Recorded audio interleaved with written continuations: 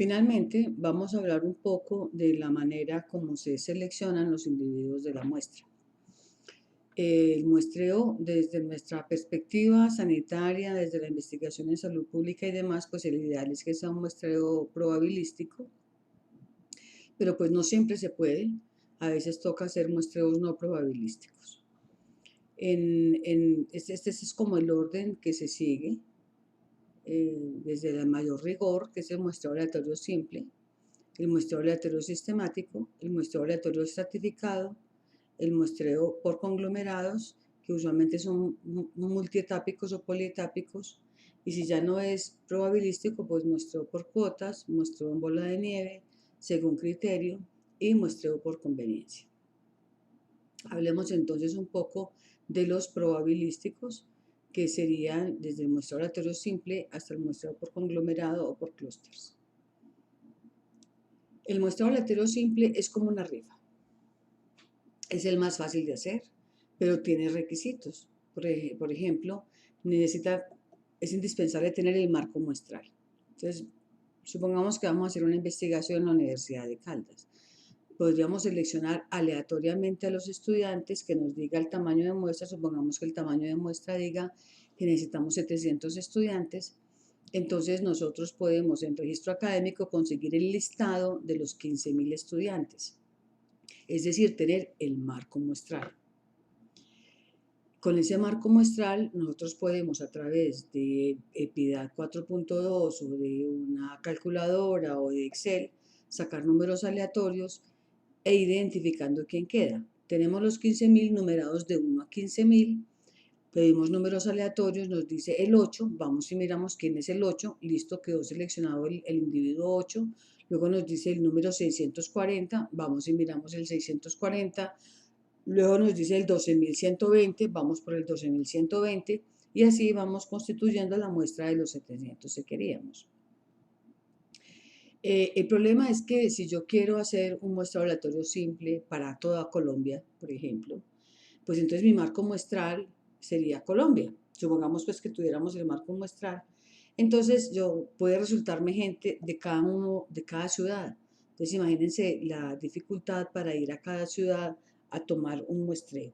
Bueno, entonces eso depende de la población de estudio, saber, ver de qué manera se manejaría el muestreo aleatorio. Esto puede generar sesgos, puede generar algunos problemas importantes. Por ejemplo, en esos 700 individuos que me salen para la muestra de los estudiantes de la Universidad de Caldas, puede pasar que en la selección aleatoria yo seleccione solo mujeres. Pues el azar me puede jugar una mala pasada. Y resulta que si yo necesitaba tener hombres y mujeres en mi muestra, pues no va a tener sino mujeres, por ejemplo. O puede que aleatoriamente no me quede nadie de trabajo social. Puede pasar. Entonces no me va a representar adecuadamente la población. Entonces, un muestreo aleatorio simple se hace primero cuando tengo marco muestral y segundo cuando tengo total claridad en que no importa quién quede en la muestra. Con eso va a ser suficiente para hacer mi investigación. El muestreo sistemático se utiliza cuando no hay marco muestral y la población objetivo tiene un tamaño desconocido. O sea, pues no tengo marco muestral, no sé cuántas personas son o cuántas van a asistir a un sitio. Entonces, por ejemplo, yo puedo delimitar un periodo de tiempo de personas que asistan a un hospital o a una institución, calculo el tamaño de muestra, supongamos que vamos a hacer una encuesta de satisfacción. Entonces yo la voy a hacer durante 3 o 4 meses, calculo el tamaño de muestra, luego necesito 500, entonces yo sé que van 50 al día y que yo voy a estar tantos meses, entonces tantos meses por 50 al día son tantos individuos, divido y concluyo que tengo que entrevistar a uno de cada 5.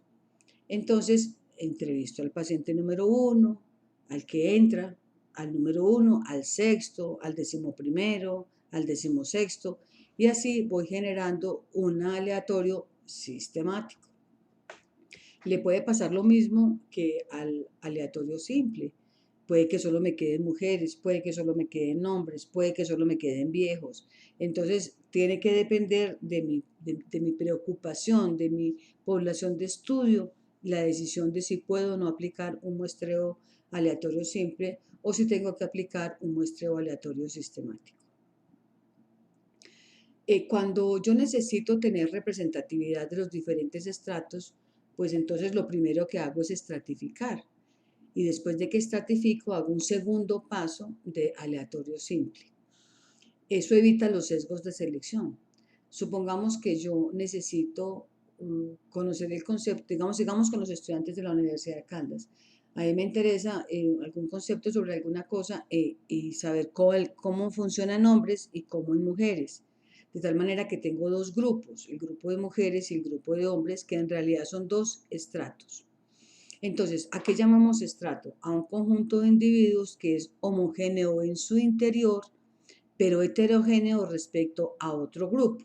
Entonces, si yo digo que el estrato sexo femenino existe como estrato, es porque estoy suponiendo que debe haber algunos factores comunes entre las mujeres que las hacen homogéneas y que son heterogéneas o diferentes a esas características del grupo de hombres.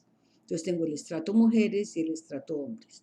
Entonces yo lo que hago es, después del cálculo de la muestra, selecciono, puede ser proporcionalmente, hay otras técnicas, por ahora hablaremos de la proporcional. Proporcionalmente selecciono X hombres, X cantidad de hombres o mujeres. Por ejemplo, que en la universidad sea 60% mujeres y 40% hombres, supongamos, y que la muestra sea de 1000. Entonces quiere decir que el 60% de 1000 van a ser mujeres, o sea, 600, y el 40% van a ser hombres, o sea, 400. Entonces yo estoy segura de que estoy representando en mi muestra el peso porcentual que tienen los diferentes estratos. Lo que yo quiero conocer pues específicamente es el comportamiento en cada estrato. Eso se llama estratificar.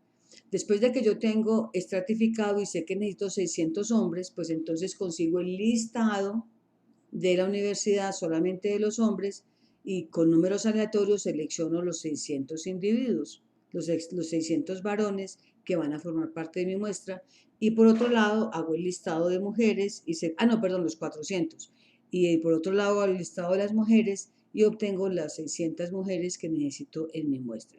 Eso es trabajar por estratos y es un polietápico porque lo primero es definir los estratos y el segundo paso es un aleatorio simple. También puede suceder que yo tenga mini poblaciones, es decir, conglomerados o clústeres. Este es el muestreo menos representativo de todos, pero en muchas oportunidades hay que usarlo. Cada conglomerado es una mini población. Siempre se complementa con otra técnica, como un aleatorio simple o algo así. Hace referencia, este ejemplo es muy bueno, el equipo de salud de los hospitales locales. Supongamos que yo tengo que hacer una pregunta sobre, bueno, una encuesta sobre el estado o la percepción que tienen de las modificaciones de la ley estatutaria en salud. Y me interesa tener el concepto de médicos, del gerente, del promotor de saneamiento, del auxiliar de enfermería, de la jefe de enfermería. Bueno, entonces, y me interesa saberlo en los diferentes municipios. Entonces yo tengo equipos de salud que son similares entre los pueblos. O sea, en un pueblo y en otro pueblo hay equipos de salud similares, aunque en el equipo de salud son muy heterogéneos. Por ejemplo, está la auxiliar, la enfermera jefe, el médico, el gerente, el coordinador médico, ¿cierto? Entonces, en su interior, como grupitos, son heterogéneos, pero ese grupo con otro grupo son muy parecidos entre sí como grupos. Entonces eso hace que sean conglomerados o clústeres. Entonces en este caso, lo que se hace es que cuando yo calculo el tamaño de la muestra, me dice necesita 1000, entonces yo sé que mis grupos son de 10 personas, entonces voy a necesitar 100, es decir, necesito 100 municipios. Entonces yo de todos los municipios aleatoriamente selecciono 100 municipios y a esos 100 municipios voy y entrevisto a todo el equipo de salud, consiguiendo así una muestra de 1000 individuos a través de conglomerados. En este ejemplo lo tengo. Aquí tenemos una población con A, B, C, D. Un clúster es A, B, C, D. Miren, dentro son diferentes, pero este y este son parecidos, pues son homogéneos, este y este son homogéneos. Esto hace que sean conglomerados. Entonces yo escojo el conglomerado y luego entrevisto a todos los integrantes. En cambio, en los estratos, lo que yo tengo es, estratos son diferentes, entonces tengo los A, los B, los C, los D, entre ellos se formaría el estrato 1, 2, 3, es decir, hay homogeneidad en su interior y los estratos son heterogéneos entre sí. En cambio, en los clústeres, que son los que estábamos viendo aquí, aquí los represento con uno solo, los clústeres hay heterogeneidad en su interior, pero uno con otro son homogéneos y muestran pues un proceso de selección de muestra diferente. Las fórmulas con las cuales se calculan, pues ustedes fácilmente encuentran esto en internet, las fórmulas para el cálculo del tamaño de muestra, pero en realidad hoy con esa ayuda de EPIDAD no es necesario, pueden simplemente utilizar el EPIDAD para hacer el cálculo de la muestra que considere. Cuando no podemos hacer un muestreo probabilístico, pues tenemos que recurrir a un muestreo no probabilístico, como un muestreo por cuotas. Supongamos, nos dicen, mire, tiene presupuesto para 100 reactivos. Entonces, bueno, entonces necesito 100 reactivos, necesito que hayan hombres y mujeres, entonces 50 reactivos para hombres, entonces necesito 50 hombres y 50 mujeres, un muestreo por cuotas. En una población que no sea conocida, por ejemplo, las trabajadoras sexuales o los transexuales, por ejemplo, más fácil los transexuales, se utiliza el muestreo en bola de nieve. El asunto es conseguir el primer transexual que acepte participar en el estudio. Después de que se haga la encuesta o todo lo que haya que hacer pues, con la persona, se le pide que si conoce a otro transexual, que seguramente sí, y que nos lo pueda recomendar, entonces vamos donde el segundo nos recomienda al tercero, el tercero al cuarto, por eso se llama bola de nieve. El muestreo según criterio es el que se usa, por ejemplo, en ensayos clínicos, es el criterio, es el paciente que cumpla esto y esto y esto y esto y esto y esto, es un paciente que entra al estudio, entonces son criterios establecidos para la elección de los individuos. Y el muestreo por conveniencia, pues es cuando en realidad no tenemos sino la posibilidad de trabajar con lo que tenemos. Es, por ejemplo, si yo tengo una investigación en la que necesito 30 estudiantes y mi acceso, dada la pandemia, es solamente con estudiantes de medicina, pues entonces digamos que yo podría hacer un muestreo por conveniencia. Obviamente los muestreos por conveniencia pues generan muchos sesgos y tienen muy poca, pues no hay validez externa, entonces no son pues muy útiles, pero en algunas oportunidades toca trabajar muestreo por conveniencia porque no hay otra alternativa. Muy bien, hasta aquí entonces tenemos la revisión del tema para este curso. Muchas gracias por la atención.